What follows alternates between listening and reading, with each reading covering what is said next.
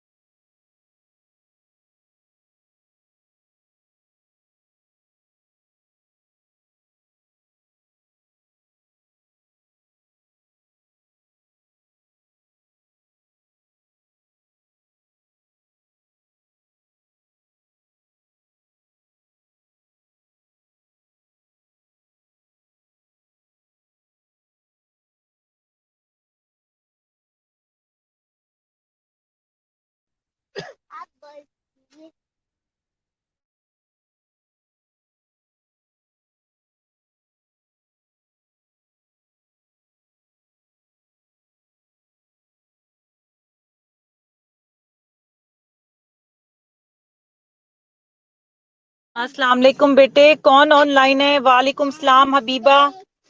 बेटे बाकी लोगों को भी ऑनलाइन होने के लिए कहो, जूलियस, हबीबा, उनको क्या प्रॉब्लम हो रही है टाइम स्लॉट की? बेटे प्लीज गाइड देम, ऑलरेडी 3:22 बज गए हैं।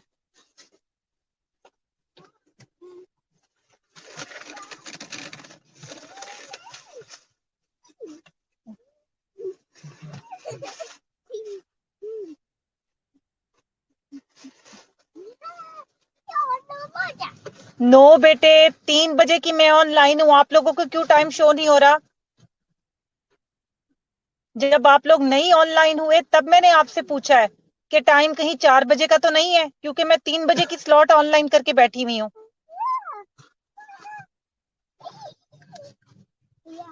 Do not make noise, don't make noise.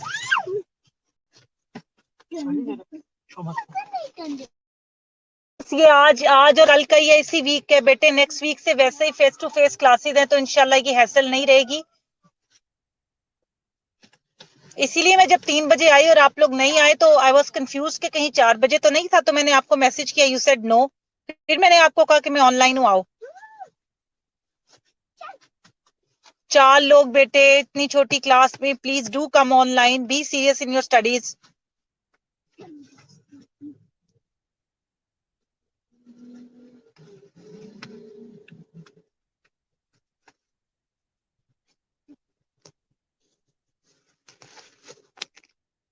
पता नहीं बेटे फिर क्या इशू है, अगर आप लोग तब से ट्राई कर रहे थे।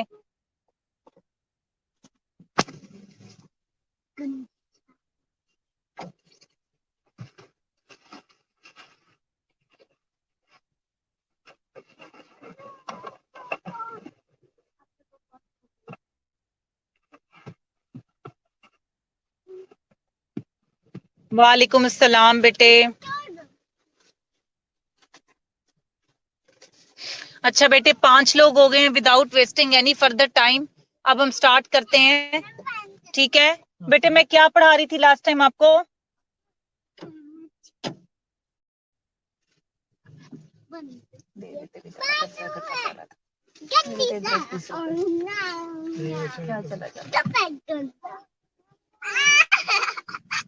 मेरी पलकी है, मैं आपकी।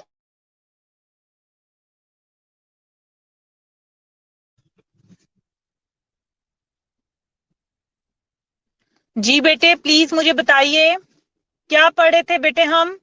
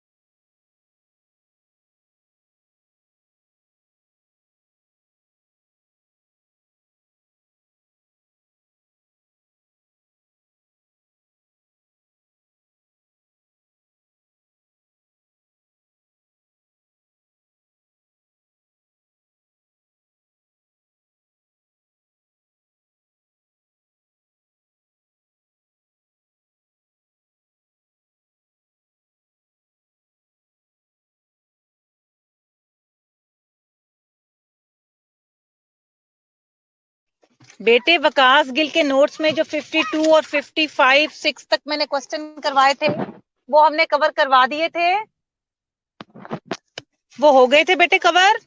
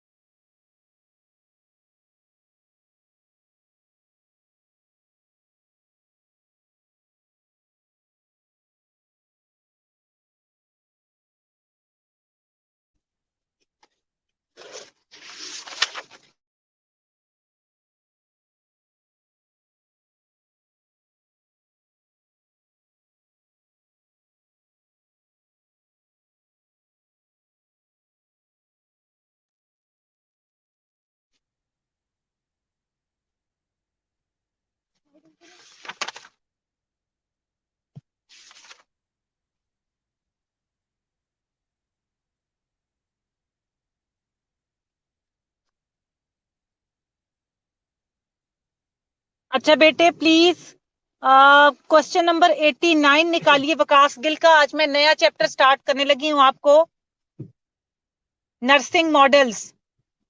नर्सिंग मॉडल्स का चैप्टर स्टार्ट करने लगी हूँ। Can you hear me loud and clear बेटे? क्वेश्चन नंबर 89 से स्टार्ट कर रही हूँ।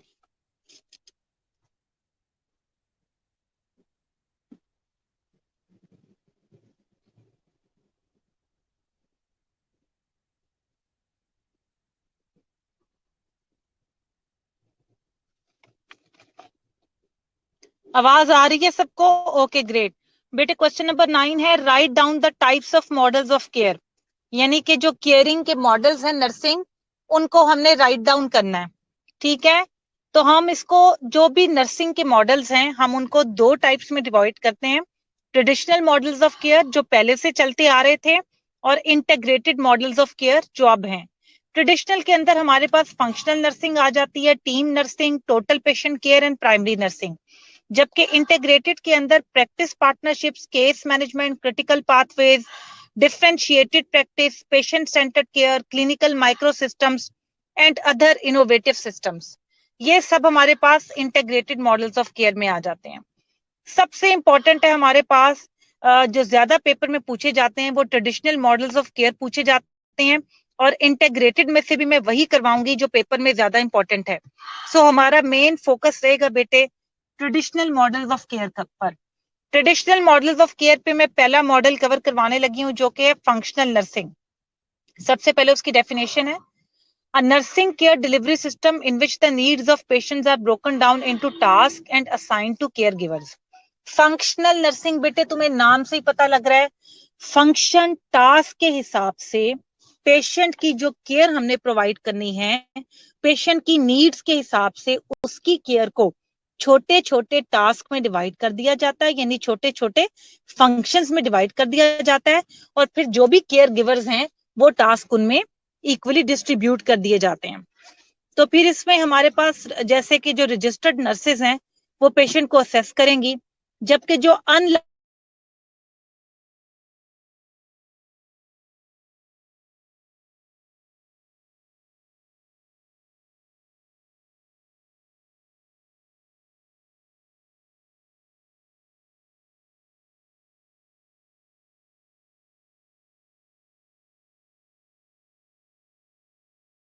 में भी पड़ी थी कि जो जो बंदा जिस काम को करने का कैपेबल है उसको वो वाली जिम्मेदारी दी जाए।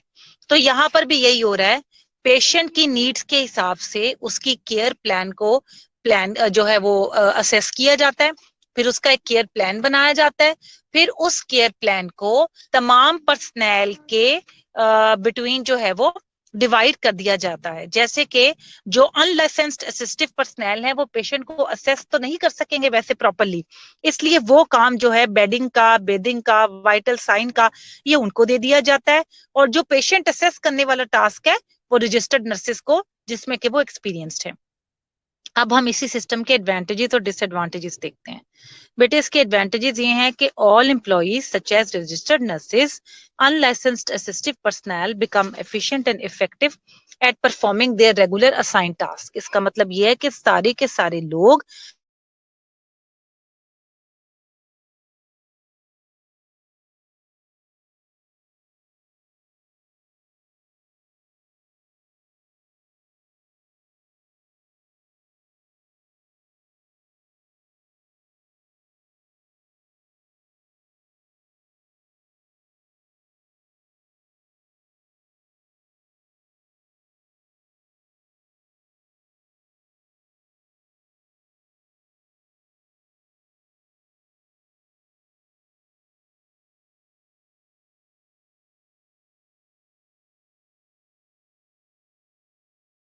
ड्यूटी हो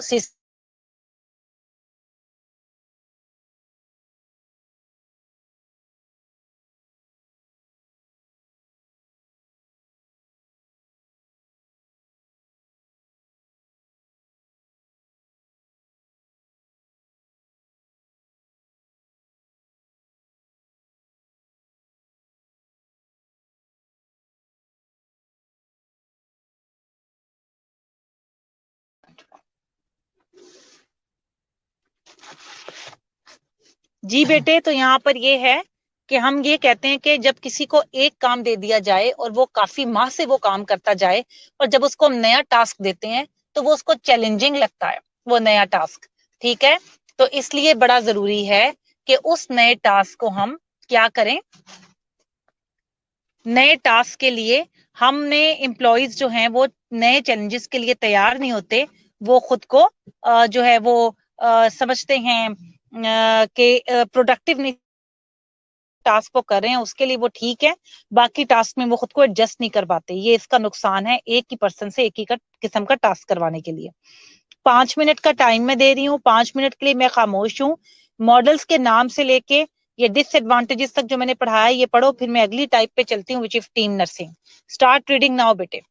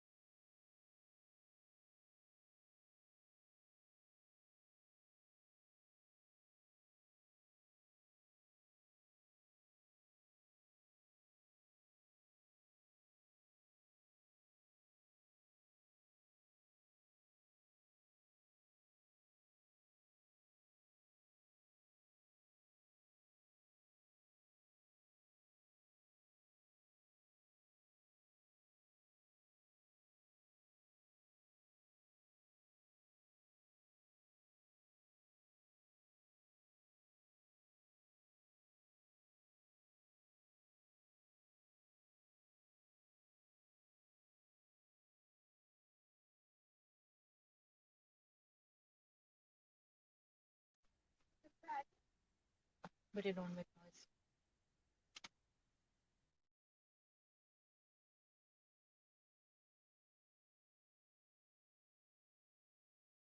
ओके बेटे, पढ़ लिया है बेटे। मैं नेक्स्ट टाइप की तरफ जा रही हूँ। Team nursing, the most common delivery system. Nursing staff are divided into teams which are responsible for the care of a group of patient.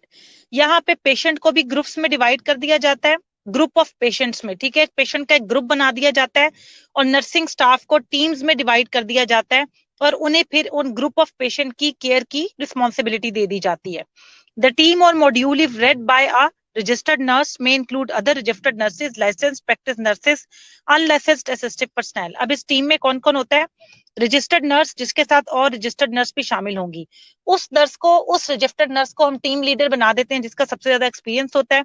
बाकी रजिस्टर्ड नर्सेज उसको असिस्ट करती हैं। फिर कुछ और लाइसेंस्ड प्रैक्टिस नर्सेज होती हैं और in the end unlicensed assistive. Team को एक ग्रुप ऑफ पेशेंट की केयर करने के लिए साइन कर दिया जाता है। ये है टीम नर्सिंग। तो अब इसके फायदे क्या और नुकसानात क्या है? पहले एडवांटेजेस देखते हैं। A knowledge based practice model, जाहिर बात है नॉलेज बेस्ड, जिसका जितना नॉलेज है उसको उस हिसाब से टीम में हमने वो पोजीशन दे दी है और इस प्रैक्टिस मॉडल को एस्टेब्लिश किया। Decentralisation of nursing care decisions, authority and responsibility to the staff nurse. अब पावर किसी एक के पास नहीं है और रजिस्टर्ड नर्सेज भी हैं, एक रजिस्टर्ड नर्सेज है, बेशक टीम लीडर जो है वो डिसीजन है डेमोक्रेटिक स्टाइल की तरह। फिर 24 hour accountability for nursing care activities by one nurse. कोई ना कोई रजिस्टर्ड नर्स जो है वो 24 घंटे जो है उसकी अकाउंटेबिलिटी की रिस्पॉन्सिबल होगी, उसकी केयर की। Improved continuity and coordination of care, एक तो कॉन्टिन्यूअस केयर पेशेंट को मिलती जाएगी और कोऑर्डिनेशन भी इम्प्रूव्ड होगी। Increase nurse patient and physician satisfaction, हर बंदा अपनी जॉब से सेटिस्फाई होगा। अगर इतना अच्छा है तो डिसएडवांटेजेस क्या है? ऑब्वियसली डिसएडवांटेजेस भी होंगे। Let's look at the disadvantages. Required excellent communication among primary and associate nurses. अगर मेन नर्स और बाकी जो एसोसिएटिव नर्सेज हैं उनके दरमियान अगर कम्युनिकेशन गैप होगा तो सारा का सारा सिस्टम फ्लॉप हो जाएगा, क्योंकि याद रखो वो ग्रुप की सूरत में काम कर रहे हैं। Primary nurses must be able to hold associate nurses accountable for implementing the nursing care as prescribed.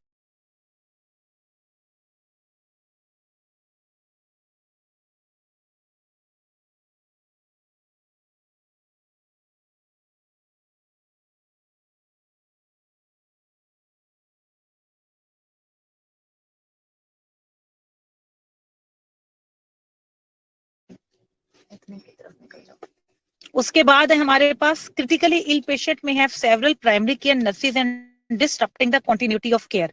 अब जो बहुत ज्यादा क्रिटिकली जो है वो इल पेशेंट्स होंगे वो क्या होगा? मे हैव सेवरल, अब ढेर सारी उनकी प्राइमरी केयर नर्सेज होंगी, ग्रुप की सूरत में काम करेंगे ना, प्राइमरी 24 घंटे की अकाउंटेबिलिटी तो देनी है। तो अब यहाँ पर क्या होगा कि जब हमारे पास एक ही पेशेंट की जिम्मेदारी के लिए ढेर सारे लोग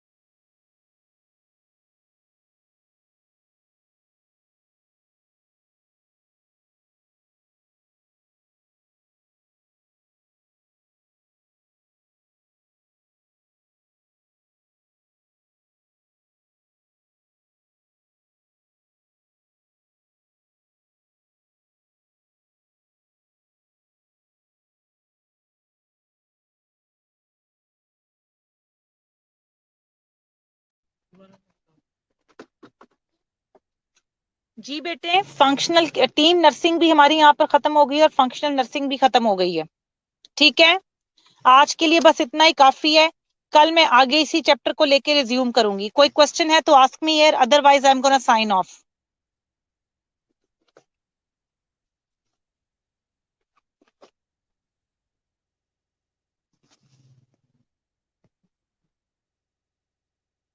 कोई क्वेश्चन तो नहीं है बेटे?